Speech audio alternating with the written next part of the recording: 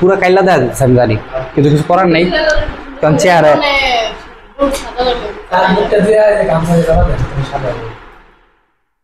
এখন মুখ তেল হয়ে দেবো, প্রচুর গরম না।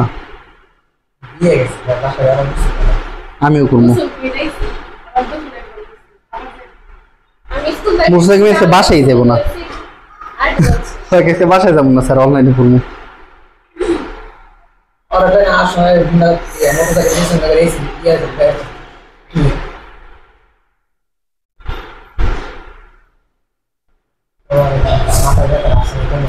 আচ্ছা কথা বলো না,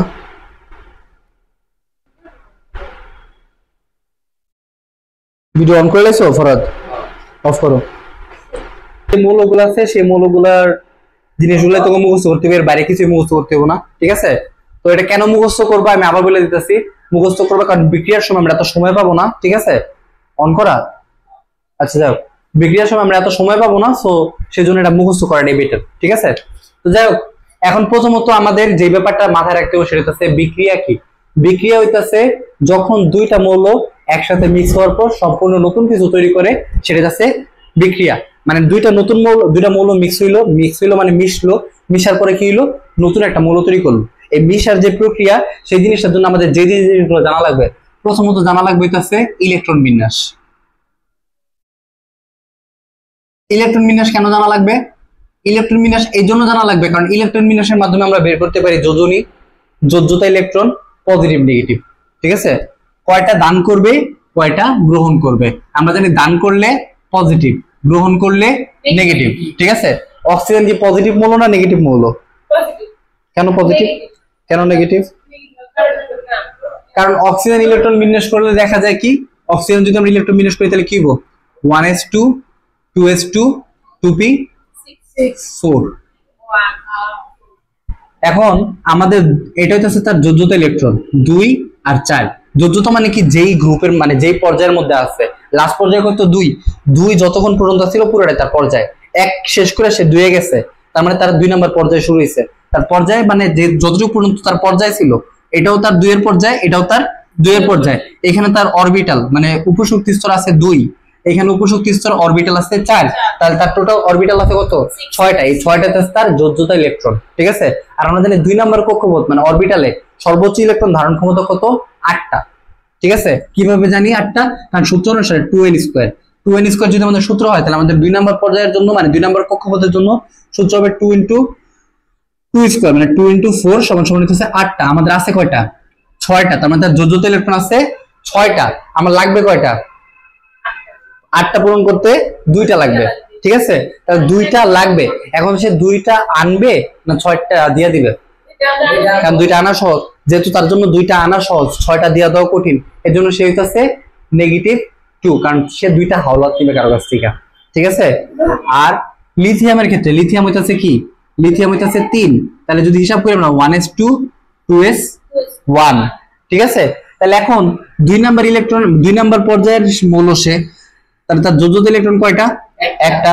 এখন কথা হইতাছে যে সে কয়টা ইলেকট্রন দান করবে বা কয়টা গ্রহণ করবে। আমরা জানি 2 নাম্বার পর্যায়ে সর্বোচ্চ ইলেকট্রন ধারণ ক্ষমতা কত, 8টা।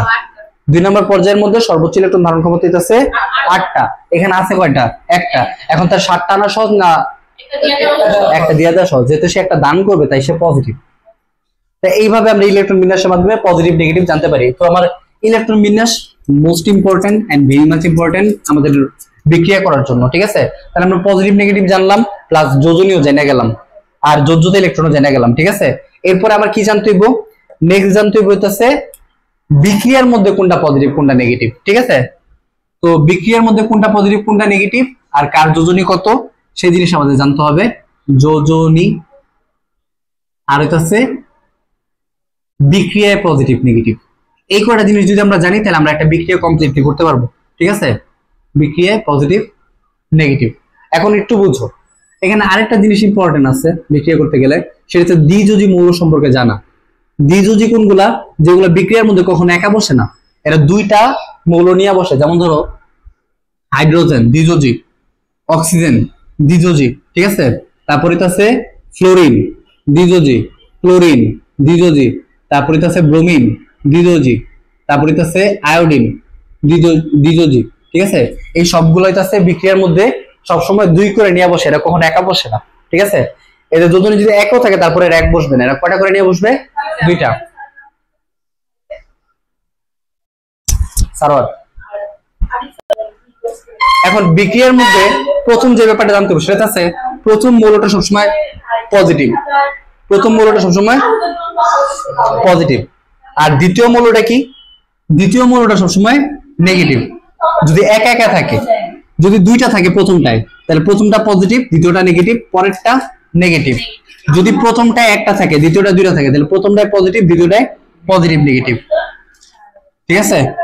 আর যদি 2টার মধ্যে একটা করে থাকে তাহলে বলছি positive negative, positive negative, negative positive, positive negative, আর নাই। বুঝতে পারছো? একা বসলে পজিটিভ নেগেটিভ, এখানে 2টা থাকলে পজিটিভ নেগেটিভ নেগেটিভ, আর 2টার মধ্যে যদি 2টা করে থাকে পজিটিভ নেগেটিভ পজিটিভ নেগেটিভ, ঠিক আছে। মৌল প্রথমটা 2টা করে মৌল যদি আমরা ধরি, প্রথমটা পজিটিভ পরেরটা নেগেটিভ, 2টা মৌল থাকলে প্রথমটা পজিটিভ পরেরটা নেগেটিভ, আর এই পাশে যেটা থাকবে সেটা দেবো নেগেটিভ। আবার এটা যদি ধরি তাহলে এটা পজিটিভ, এই পাশে যদি 2টা থাকে তাহলে প্রথমটা পজিটিভ পরেরটা নেগেটিভ, এই পাশে যদি 2টা থাকে পজিটিভ নেগেটিভ, এই পাশে 2টা থাকলে পজিটিভ নেগেটিভ। উদাহরণ দিতেছি, তাহলে মনে করো আমাদের প্রথম হাইড্রোজেন এবং অক্সিজেনের বিক্রিয়ায় আমাদের মনে রাখতে হবে পজিটিভ নেগেটিভ ছাড়া বিক্রিয়া হলো, বিক্রিয়া তোমার এইভাবেই দেওয়া থাকবে, তোমার তার বিক্রিয়া তৈরি করা লাগবে না, পরীক্ষার মধ্যে বিক্রিয়া দেওয়া থাকবে, ঠিক আছে। তো ধরো হাইড্রোজেন আর অক্সিজেনের বিক্রিয়া, এখন হাইড্রোজেন আর অক্সিজেনের বিক্রিয়ার মধ্যে আমার হাইড্রোজেনটা কি? হাইড্রোজেন হইতাছে পজিটিভ, অক্সিজেন হইতাছে নেগেটিভ, ঠিক আছে। এইটা হচ্ছে প্রথম ধাপ, পজিটিভ নেগেটিভ। এখন 2টা করে যদি থাকে, যেমন ধরো সোডিয়াম ক্লোরাইড প্লাস অক্সিজেন। এখন সোডিয়াম ক্লোরাইডের মধ্যে এখানে কয়টা মৌল আছে? 2টা। কি কি আছে? সোডিয়াম আছে আর ক্লোরিন আছে, ঠিক আছে। তাহলে সোডিয়াম আর ক্লোরিন থাকার কারণে সোডিয়াম রইতাছে পজিটিভ আর ক্লোরিন রইতাছে নেগেটিভ, আর এটার নেগেটিভ, ঠিক আছে। তারপরে যদি মনে করো এখানে থাকে এরকম, এখানে থাকলো সোডিয়াম আর এখানে থাকলো সোডিয়াম ক্লোরাইড, তাহলে এখানে তোমার বুঝতে হইব এটা হচ্ছে পজিটিভ, এটা পজিটিভ, এটা নেগেটিভ, ঠিক আছে। এরপরে যদি মনে করো এরকম থাকে sodium chloride plus hydrogen oxide, তাইলে কি হবো? Positive negative positive negative. এই হচ্ছে আমাদের বিক্রিয়ার প্রথম টাইপ। ভালো করে বোঝার চেষ্টা করো, কারণ এরপরে যে জিনিসটা বুঝাবো সেটা অনেক ইম্পর্টেন্ট। আমাদের বিক্রিয়ার প্রথমে যে জিনিসটা মাথায় রাখতে হইব সেটা হচ্ছে যোজনী। সেটা কি? যোজনী। তাহলে আমরা হাইড্রোজেন আর অক্সিজেন 2টা বিক্রিয়া করার পর প্রথমত আমাদের কাজ কি থাকবো? এই হাইড্রোজেন আর অক্সিজেন লিখে দেওয়া। লেখার পরে হচ্ছে যোজনী শেয়ার। যোজনী সবসময় ক্রস শেয়ার করে। কি শেয়ার করে? Cross share. এখন হাইড্রোজেনের যোজনী কত, অক্সিজেনের যোজনী কত? হাইড্রোজেনের যোজনী হচ্ছে 2, হাইড্রোজেনের যোজনী 2, অক্সিজেন যোজনী 1। তাহলে এটা বিক্রিয়া করার পর কি হইব? H2O, ঠিক আছে। এখন আমরা বলছিলাম হাইড্রোজেন কি? দ্বিযোজী। হাইড্রোজেন আছে দ্বিযোজী, আর অক্সিজেন 1 বসাইলে দ্বিযোজী বসে একটা অবশ্যই, অক্সিজেন দ্বিযোজী আসলে ধরায় না সবসময়, আর ধরলাম দ্বিযোজী। তাহলে যদি দ্বিযোজী হয় এখানে হাইড্রোজেন আছে কয়টা? অক্সিজেন আছে কয়টা? একটা। তাহলে কি আমরা মিললো? অক্সিজেনের পাশে 2টা আছে, তাহলে আমার এইখানে কি করতে হবে? সামনে একটা 2 দিয়ে দিতে হবে। এখন সামনে একটা 2 দিলে কি হয়ে গেল?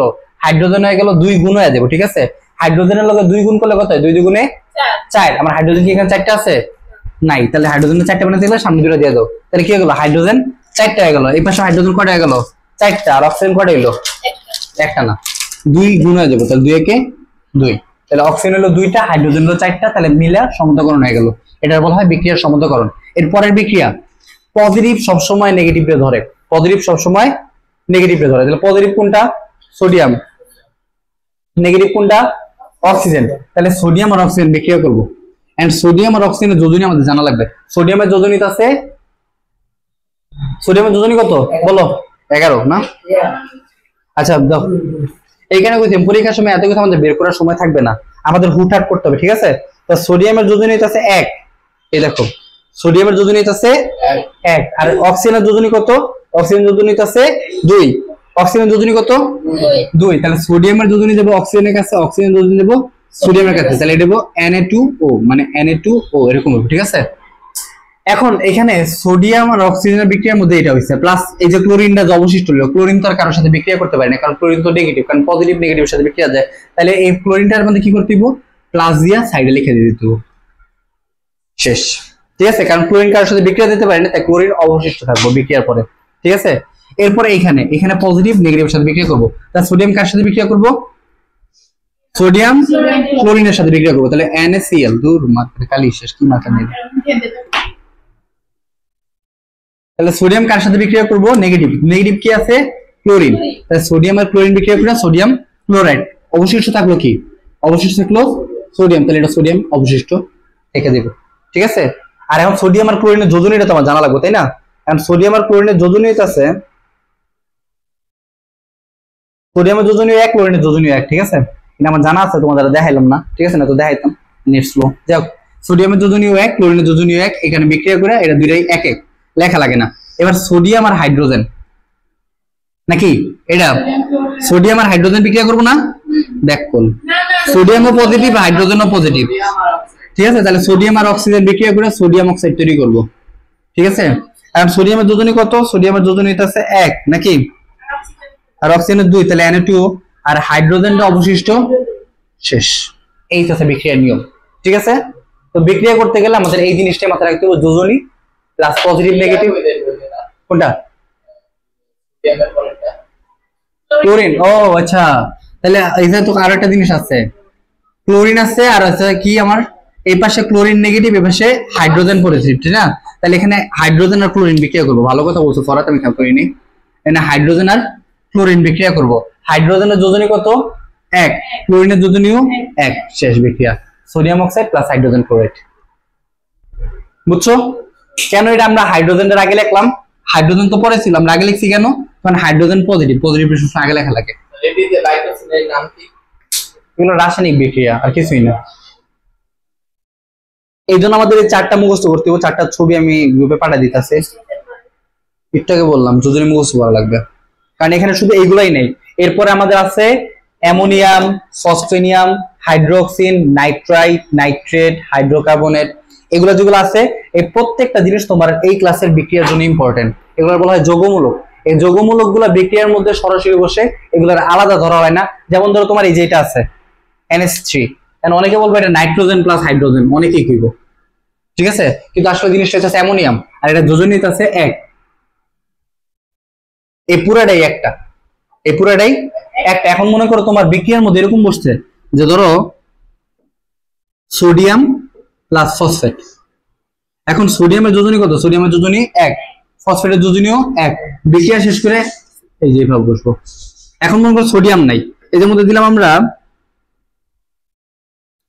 ধরো ম্যাগনেসিয়াম দিলাম। এখন ম্যাগনেসিয়ামের যোজনীতে আছে 2, ফসফেটের যোজনীতে আছে 1। এন্ড ম্যাগনেসিয়াম আর ফসফেট বিক্রিয়া করে ম্যাগনেসিয়ামের 2 যাইবো ফসফেটের কাছে, আর ফসফেটে 1 আসবো ম্যাগনেসিয়ামের কাছে। বিক্রিয়ার পর আমরা একটা ব্র্যাকেট দিয়ে লিখতে হইব এইভাবে। এর মানে ফসফেট পুরোটা একটা যৌগমূলক, এই জন্য আমাদের আলাদা আলাদা গুণ হয় নাই, নিচে চলে গেছে। ঠিক আছে, যৌগমূলকের যে বিক্রিয়াগুলো আছে সেগুলো বিক্রিয়ার মধ্যে সরাসরি বসে, এগুলোর ভাঙিয়ে হিসাব করা হয় না, এগুলোর একসাথে হিসাব করা হয়। আর এগুলো নিচে যৌগমূলকের লিস্ট। ঠিক আছে, এগুলো 1 যোজনী, 2 যোজনী, 3 যোজনী যেগুলো আছে সবগুলো একদম ঠাড়া মুখস্থ করতে হইব, পরীক্ষার জন্য অনেক ইম্পর্টেন্ট। ঠিক আছে, আর এগুলো ছাড়া বিক্রিয়া করবা না, এটা